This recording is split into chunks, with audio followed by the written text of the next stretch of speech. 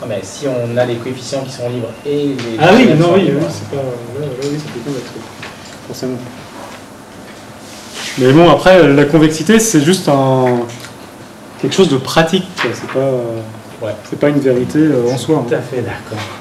Ça passe quand même. Voilà, et donc le problème de toutes ces méthodes, c'est l'estimation de tous ces hyperparamètres. Je ne sais pas du tout quelle heure il est. On va faire une petite pause. 7h moins... Non, c'est vrai. Moins 10. Ouais. Ah. Voilà, donc je parlerai peut-être plutôt de l'application plutôt que l'estimation des hyperparamètres. Attends, mais de toute façon, il faut qu'on se repose un petit peu, Voilà. mais on mange vers 8h. Pourquoi pas aller jusqu'au bout et tout bien faire, on se repose avant le souper. Comment vous, ouais, de toute façon. On continue. Hein? Alors, Il est jeune.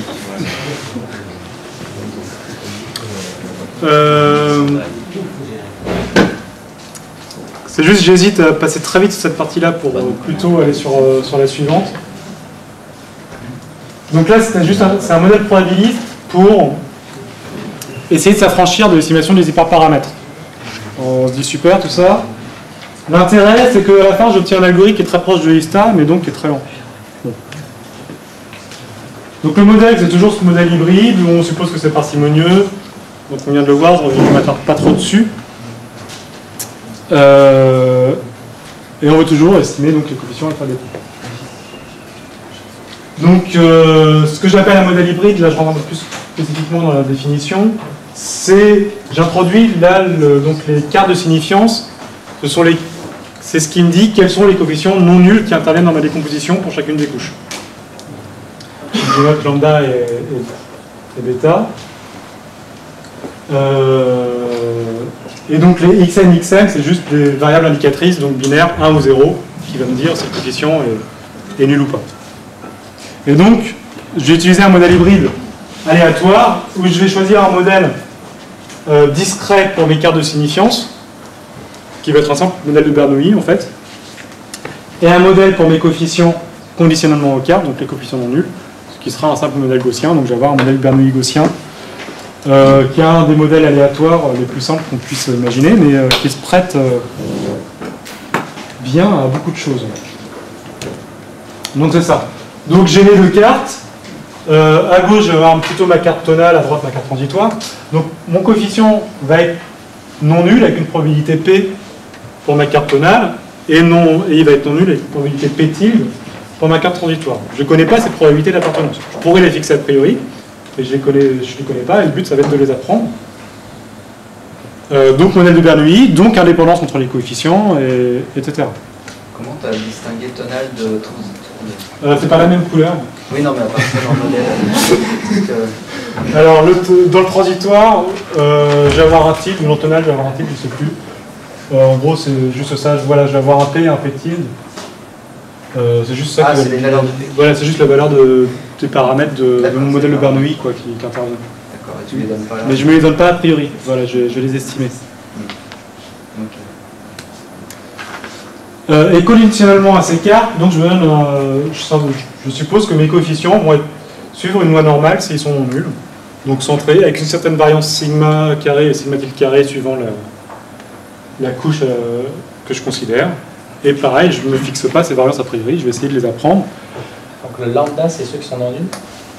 Donc lambda, oui voilà, lambda appartient au grand lambda. Le grand lambda, donc c'est ma carte de signifiance, c'est les coefficients non nuls. Voilà. Pareil pour grand delta. Et le résidu, je suppose que c'est un bruit blanc gaussien, donc modèle extrêmement classique, non réaliste, donc centré de variance sigma 0 carré. Juste, je peux t'interrompre. Oui. Est-ce que tout le monde a sa chambre de clé? Sa clé de chambre? Parce que c'est vers 19h Qui ferme, ouais. qui ne donne plus les clés. Ah, il faut y aller. Donc il faut y aller.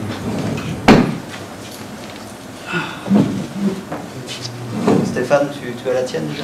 D'accord.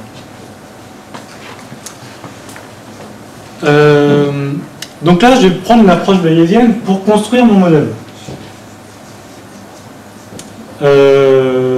L'approche bayésienne, en fait, pour un mot, on va dire que la philosophie des bayésiens, ça vient juste que eux, ils ne construisent pas leur probabilité comme mesure sur des tribus, etc. C'est généralise en gros la logique binaire et ça leur donne juste une information de leur connaissance comme une probabilité, quoi. Mais je dis ça comme ça. C'est pour ça qu'ils utilisent beaucoup la règle de Bayes pour inverser leur modèle.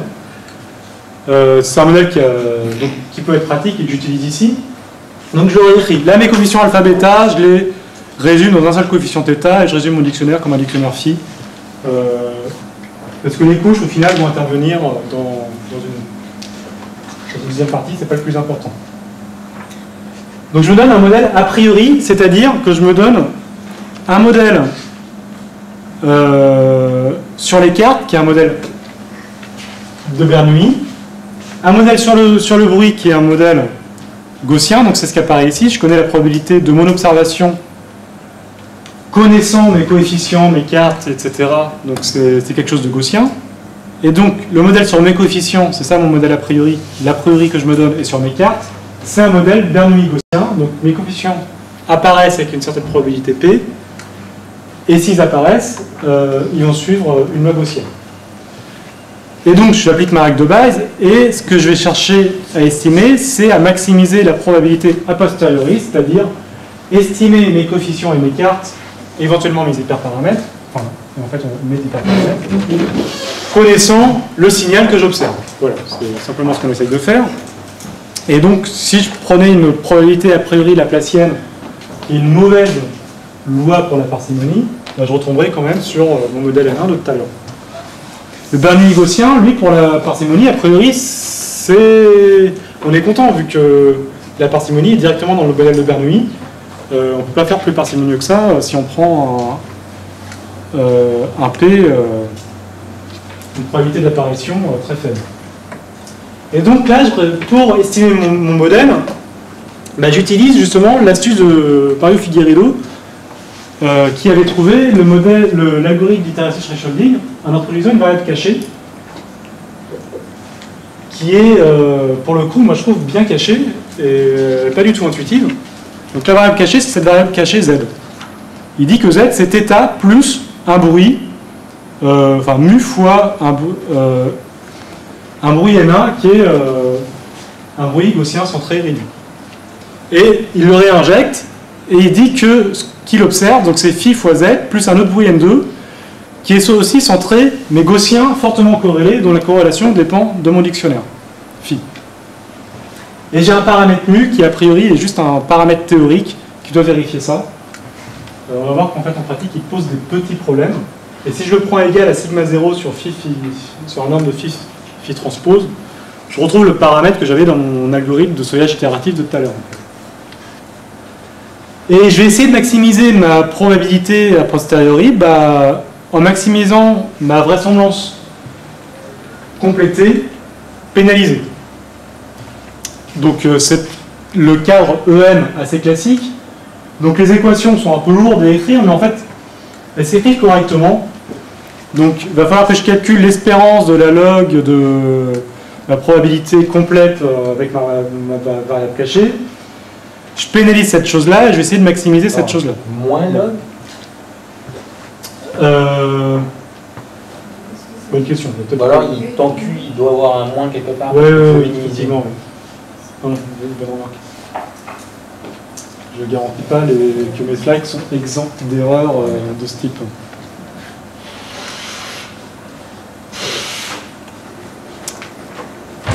Donc, mon étape E, c'est calculer donc cette quantité Q, donc la vraisemblance, la moyenne de la vraisemblance complète. Donc là, je reprends les calculs qu'a fait Figueiredo. Il les a fait et ils se font relativement bien. Donc je calcule ma vraisemblance complète.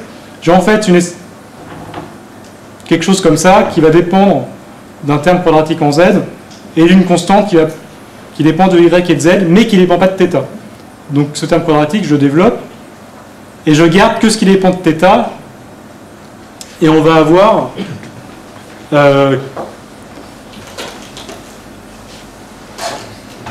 dire, je fais une erreur quelque part. Alors on peut optimiser en θ. Oui, voilà. Comme je vais optimiser en θ, au final, ma constante K2 qui dépend de Y et de Z va pas intervenir dans mon état de maximisation. Et donc ici, j'ai quelque chose qui est linéaire en Z. Donc calculer l'espérance de cette chose-là, ça va être quelque chose d'assez simple.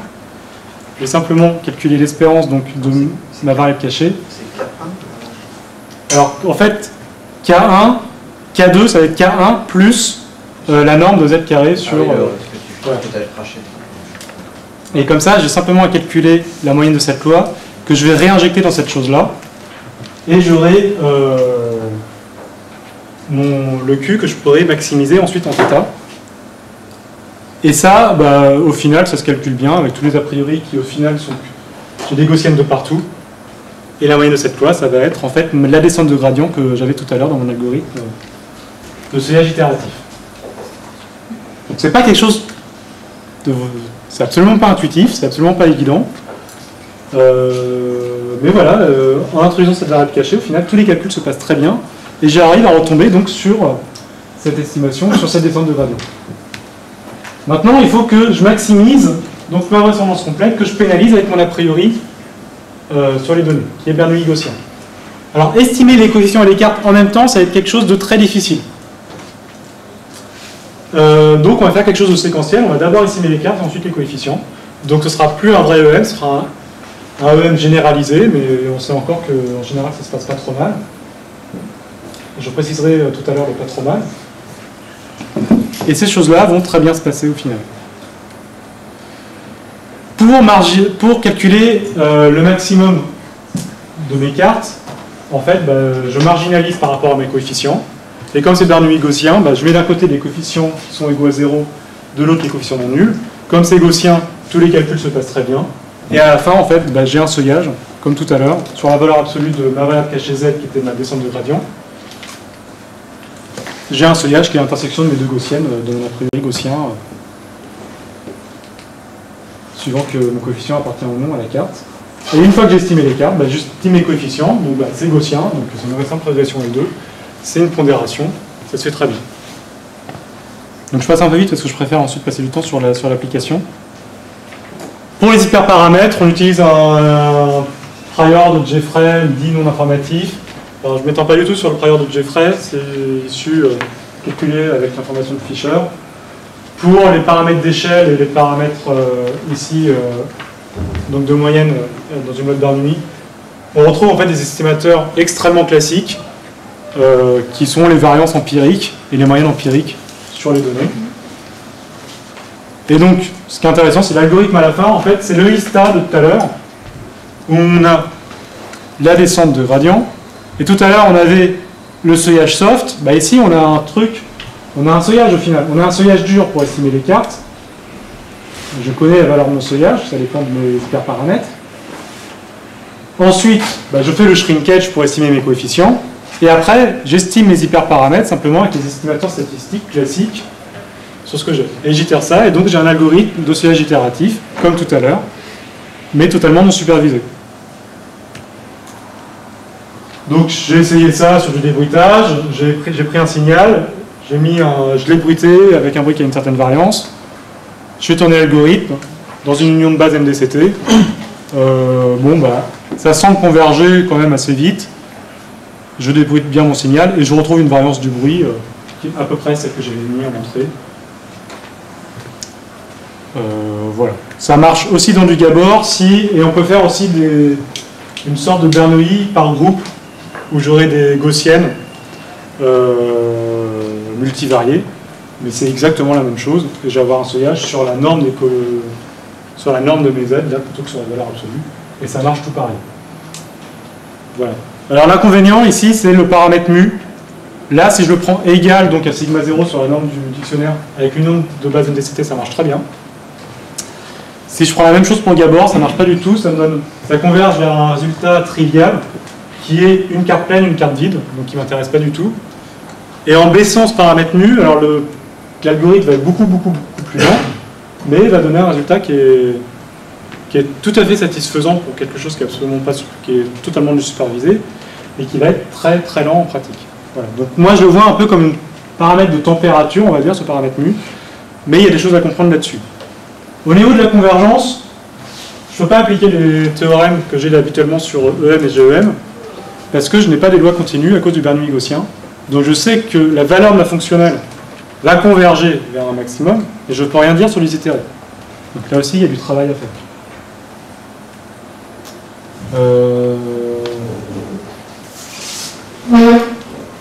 Donc voilà, donc c'est le modèle a priori. Tu as 18 dB versus 16 dB, hein, c'est ça Oui, parce que j'utilise du Gabor. Oui, le Gabor marche mieux en pratique que l'MDCT. Voilà, c'est pas mauvais quand même. Oui, oui, c'est pas... Malgré la forme de tes cartes, tu disais que t'es... Oui, oui. C'est... Enfin... Ici, alors, en plus, enfin, le input... Non, ici, là, j'ai un 18 dB avec du MDCT, mais j'avais un signal à l'entrée qui était moins bruité. Là, le Gabor, j'ai 16 dB, mais j'ai pas le même a priori parce que j'ai du groupe lasso. Et surtout, le SNR est très sensible aux basses fréquences. Et donc, en prenant du lasso, bah, là, je ne l'ai pas montré, mais j'aurais énormément de basses fréquences dans le transitoire. Si tu vois, tu l'as montré. Voilà. Mais par contre, à l'oreille, bah, j'aurais pas le même comportement et c'est des fois plus plaisant d'avoir ce genre de choses.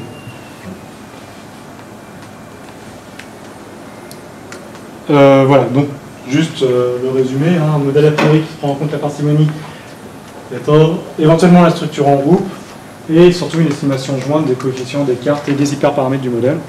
Et donc c'est totalement non supervisé. Et surtout j'ai un algorithme de type ISTA, parce qu'on pourrait se dire bah, pourquoi tu n'utilises pas du MCMC? Bah, parce que j'avais pas envie d'utiliser du MCMC, simplement parce que moi je trouve pas ça facile à implémenter personnellement le MCMC. Il y en a qui vont dire mais si c'est extrêmement simple quand tu connais bien et tout, mais expliquer ça à des gens qui au final connaissent absolument pas le bayésien ou quoi que ce soit, qui veulent utiliser l'algorithme, il faut le réimplémenter à chaque fois, moi je trouve pas ça facile. Ça, en MATLAB, quelqu'un qui n'a rien compris à l'algorithme, il peut l'implémenter sans aucun souci. Ça peut paraître compliqué parce que les opérations sont compliquées, mais au final, bah, chaque étape se fait extrêmement simplement. Il n'y a aucun problème. On lui dit comment initialiser les variables, c'est pas bien dur. En gros, j'initialise θ à 0 et sigma 0, je vais l'estimer, je sais plus, je sais plus comment j'initialise, mais en gros, c'est des initialisations triviales que je vais faire. Et c'est assez peu sensible, en fait, avec le MDCT à l'initialisation. Bizarrement. Alors, j'arrive donc sur l'application que je vais présenter un peu plus en détail, qui est la séparation de sources sous-déterminée. Et moi, je vais faire du non aveugle. Parce que c'est... Et surtout, réverbérante. C'est ça qui a compliqué les choses. Donc le problème de séparation de sources, bon, c'est quelque chose d'assez classique. Hein. On observe un mélange, donc je vais me limiter au mélange stéréo, de différents instruments. Ici, j'en ai mis 3. Et le but, bah, ça va être de retrouver ces 3 instruments à partir du mélange stéréo, donc de mes 2 pistes que j'aurais pu enregistrer par exemple sur le CD. Et donc ça peut généraliser à plusieurs observations. Donc moi, le problème, c'est vraiment du sous-déterminé, donc moins d'observations que d'instruments. Tu as des hypothèses sur le niveau de sous-détermination? Alors, non, mais plus c'est sous-déterminé, moins bien ça va marcher. Ouais. Mais pas l'hypothèse particulière. Il en faut au moins 2. Une seule, ça va plus marcher. Pareil, dans tout ce que j'ai présenté par la suite.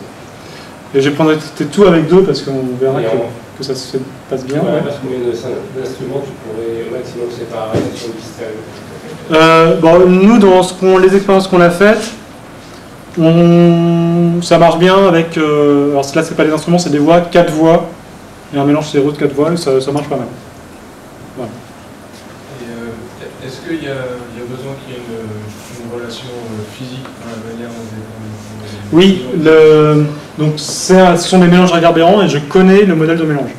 Donc c'est une hypothèse très forte. Mais étant donné que le problème déjà d'estimer les sources connaissant le modèle de mélange quand on est en sous-déterminé réverbérant est un problème difficile en soi, on s'est limité à ce modèle-là. Je connais le nombre de sources, oui. Alors estimer le nombre de sources, a priori, pareil, c'est un modèle très difficile d'estimation de modèle. Donc, mathématiquement, on va l'écrire ainsi. Alors là, c'est le mélange instantané. Donc j'ai une matrice de mélange que je note A, les sources, je vais les noter S, et j'observe grand X signaux. en ligne, j'ai les signaux temporels, et donc en colonne, j'ai les différentes sources ou les différents capteurs que j'observe. Si je suis en aveugle, donc le but c'est d'estimer les sources et le modèle de mélange A. Donc c'est extrêmement difficile. On ne connaît pas le nombre de sources, on ne connaît pas la matrice de mélange. Et quand on connaît la matrice de mélange, on a plus de sources que d'équations, donc c'est indéterminé, donc c'est encore plus difficile. Et donc on va voir les hypothèses raisonnables qu'on va pouvoir faire pour essayer d'inverser tout ça. Alors je vais faire un petit passage rapide sur pourquoi la parcimonie va nous aider. Donc on a un mélange stéréo très particulier. Les sources, j'ai 3 sources temporelles, mais qui ne jouent pas en même temps. Je les mélange, et j'obtiens cette chose-là. Ben, si j'écris mon modèle de mélange, et que je me limite à l'intervalle T1, ben, je me rends compte que ben, je vais pouvoir retrouver ma source. Alors je vais plutôt utiliser le pointeur, excusez-moi, plutôt que cette chose-là. Voilà. Je vais pouvoir retrouver ma source S1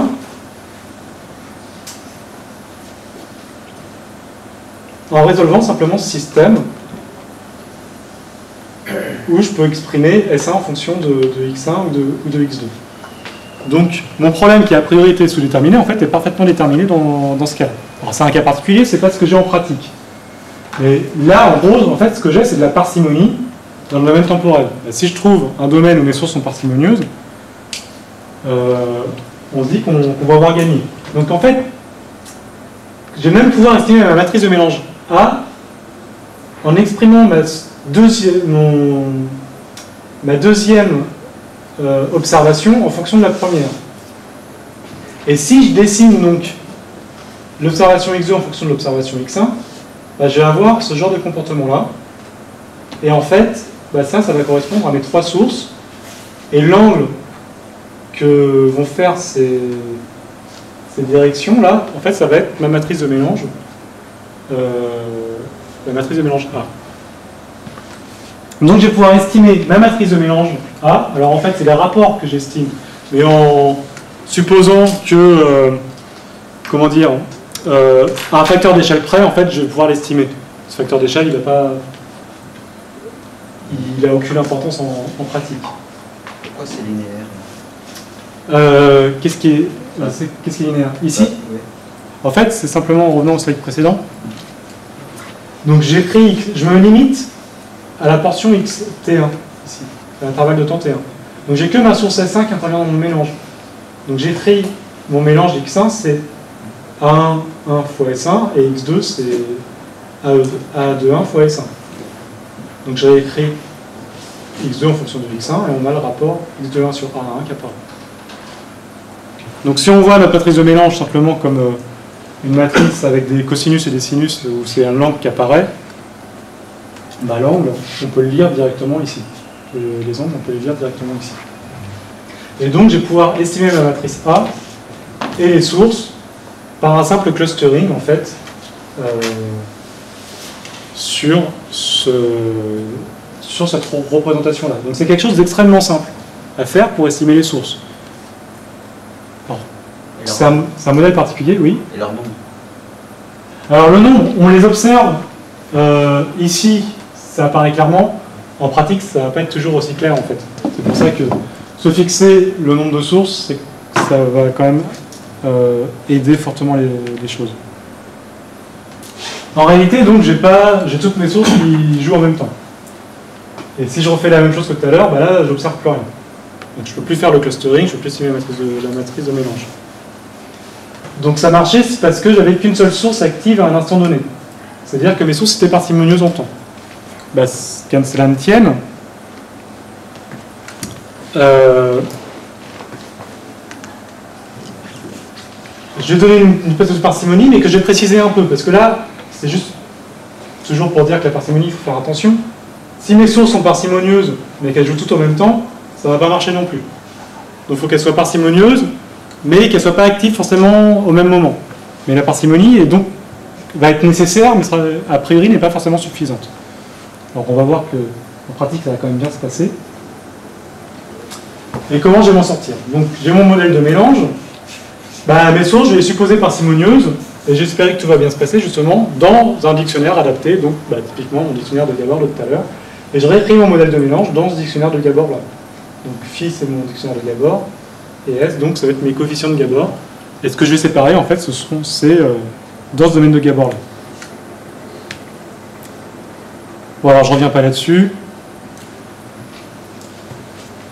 Donc ce qu'on va faire, c'est dans le domaine de Gabor, on va sélectionner point par point quelles sont les sources qui vont être actives ou pas, et on va faire ce qu'on appelle du masquage temps fréquence. Ça revient un peu au débruitage qui était présenté dans le talk de tout à l'heure, où on mettait des coefficients à 0 pour aider à estimer le modèle. On faisait un masquage binaire. Là, on va faire un peu pareil. On a nos sources X.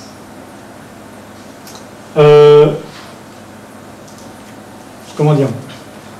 On choisit notre représentation et on applique notre représentation aussi bien sur les mélanges que sur les sources, et on écrit grosso modo notre mélange dans le domaine de Gabor. Et on va pouvoir grosso modo écrire que les coefficients de Gabor, c'est A fois les coefficients de Gabor des sources, et je vais essayer de séparer directement dans le domaine de Gabor. Alors, le schéma est quand même beaucoup plus parlant. Voilà. J'ai la matrice de mélange 1. J'ai mes sources, mes mélanges, x1, x2, et j'ai mes 3 sources. Donc ces 3 sources sont parcimonieuses. Et on voit que, effectivement, elles vont... Alors, il aurait fallu zoomer sur les basses fréquences, mais ça se voit bien, S2 ne va pas du tout jouer en même temps que S1, parce que si je me place à une case temps fréquence bien donnée, on voit que S2 apparaît assez clairement dans mes coefficients. Donc je le fais sur S2 parce que ici c'est la source qui apparaît mieux, mais en fait ça va marcher aussi pour S1 et pour S3 en pratique. Et donc l'hypothèse que j'avais faite dans le domaine temporel, dans le domaine temps-fréquence, au final, elle est assez bien respectée. J'arrive à reconnaître mes sources, donc en mettant certains coefficients à 0 et même en gardant d'autres coefficients à 1 simplement sur x1, je pourrais presque avoir une estimation correcte de S2. On va voir comment faire ce masquage temps fréquence. Exactement pareil que tout à l'heure. Je suis dans le domaine temps fréquence et je fais le même dessin de x2 versus x1 qu'on faisait tout à l'heure. On voit que c'est pas aussi net, mais on a nos différentes directions qui apparaissent et je peux faire le clustering.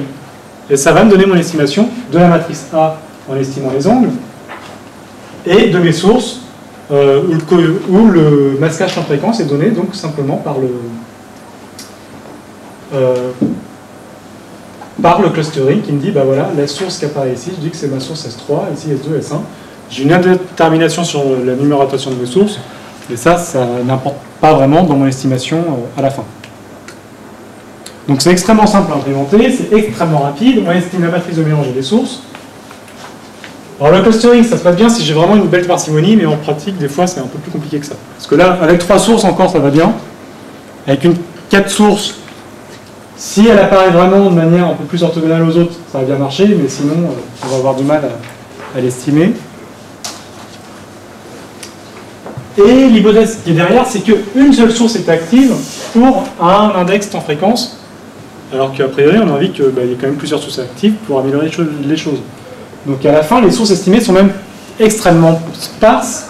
On a un facteur, un tiers quand même dans le masquage. Donc, il y a en gros un tiers des coefficients qui va aller à la première source, et pareil pour les autres.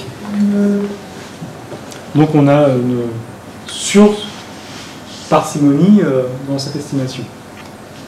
Ça ne peut pas y avoir 2 étapes, une étape où on estime les directions et après on refait... Alors, effectivement, c'est ce qui va se faire. Souvent, on va utiliser cette étape-là pour estimer les directions, et après, on va faire quelque chose un tout petit peu plus malin.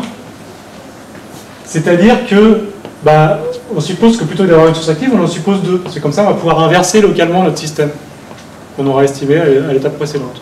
Et ça va pouvoir un peu améliorer notre estimation des sources, effectivement. Le problème, c'est comment estimer ces 2 sources. Et vu qu'on suppose que c'est parcimonieux, on va minimiser une norme L1, voire une quasi-norme LP avec P plus strictement plus petit que 1, ça peut améliorer les choses. Et on va inverser localement notre système. Et là, par contre, on peut même prendre P égale à 0, on va pouvoir faire une recherche exhaustive. C'est-à-dire on va pouvoir essayer toutes les combinaisons possibles, parce que 2 sources parmi 3 à chercher ou parmi 4, c'est pas bien long à chercher. Donc on va faire une minimisation exacte, il n'y a aucun problème. Mais il faut faire ça pour chaque case sans fréquence.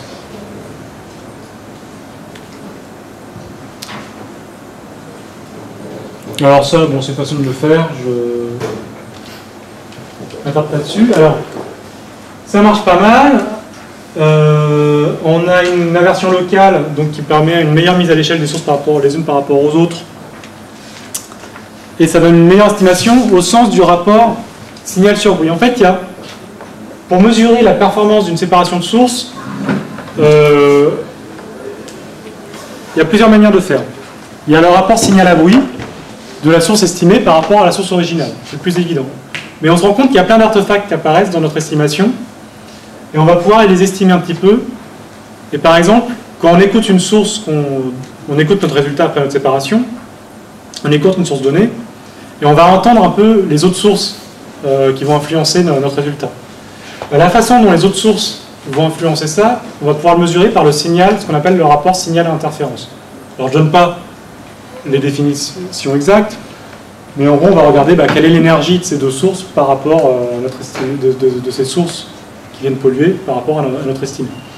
Donc on va avoir l'estimation, la qualité de notre source, donc le rapport signal sur bruit, et le rapport signal à interférence, qui sont deux notions à comparer toujours un peu en parallèle, parce que souvent quand on améliore l'une, ça se fait souvent au détriment de l'autre.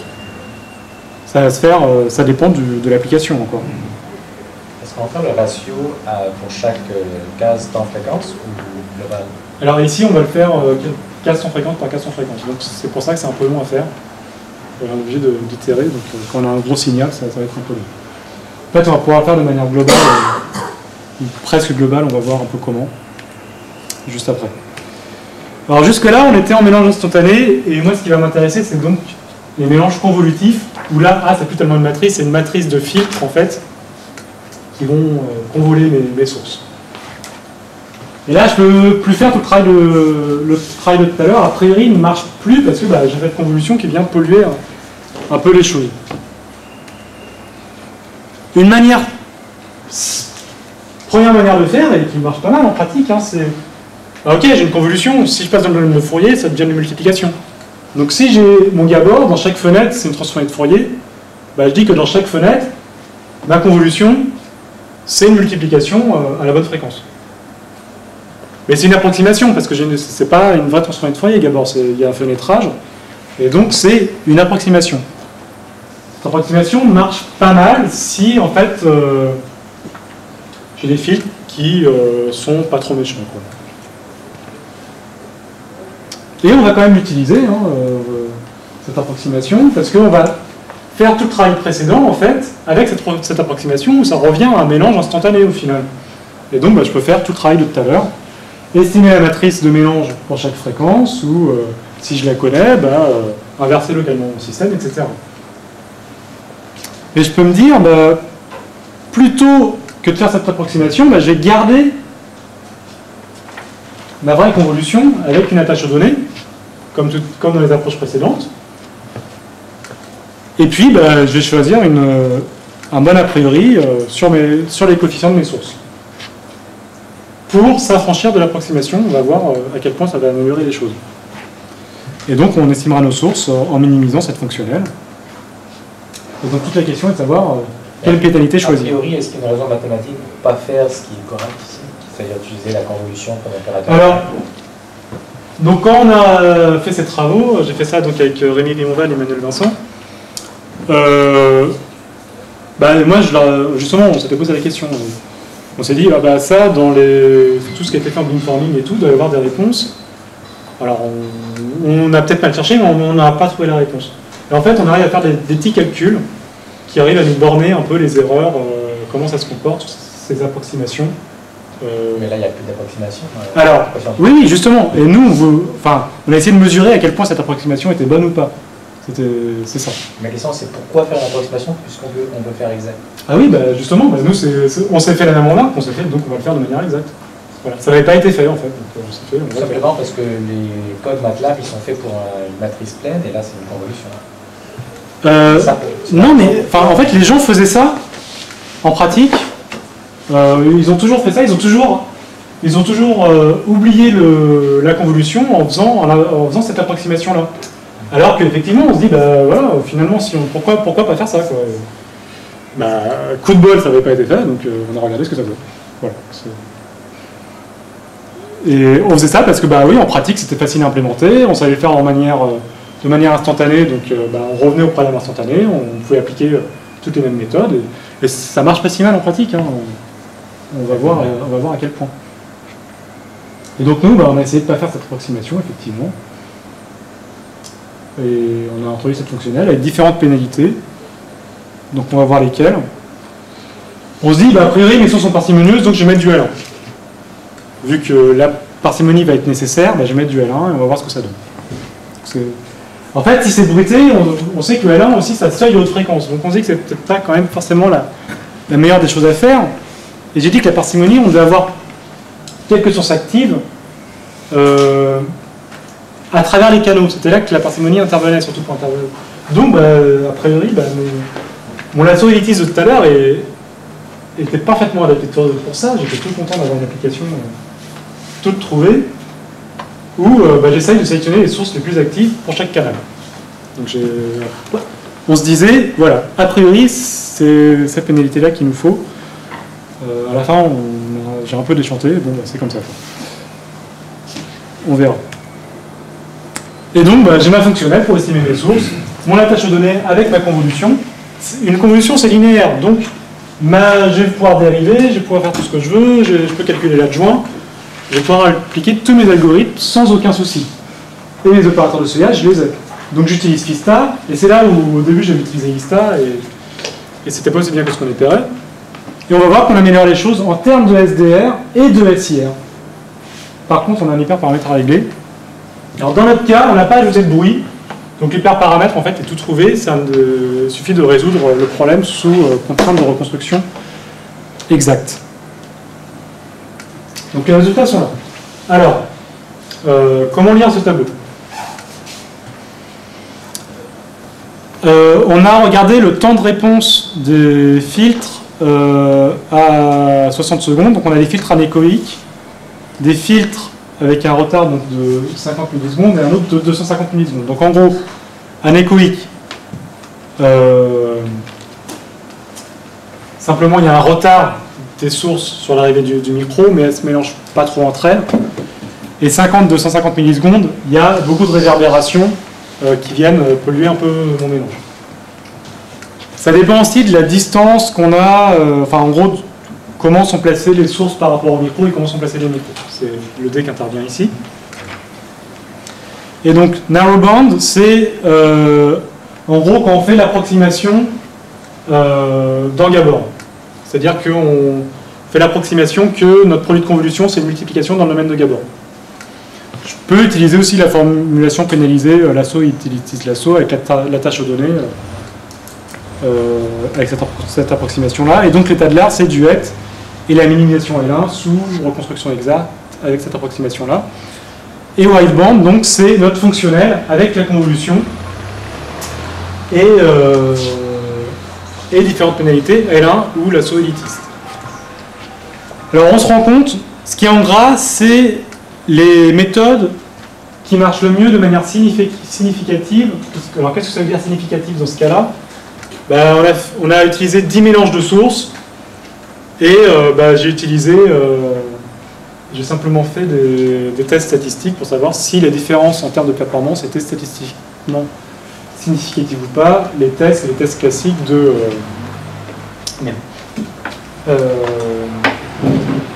c'est une ANOVA, quoi. C'est extrêmement classique. Et donc, a priori, le lasso élitiste, pour l'anéchoïque, fait aussi bien que le lasso élitiste, fait aussi bien en wideband que le narrowband, mais ça fait mieux que le duet et que le L1.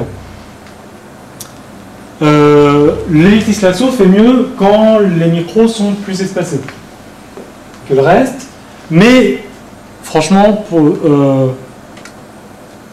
8,1 dB par rapport à 7,7 dB en pratique, est-ce que ça vous fera vraiment le coup d'utiliser ça alors que c'est quelque chose des calculs qui sont quand même beaucoup plus lourds que l'état de l'art?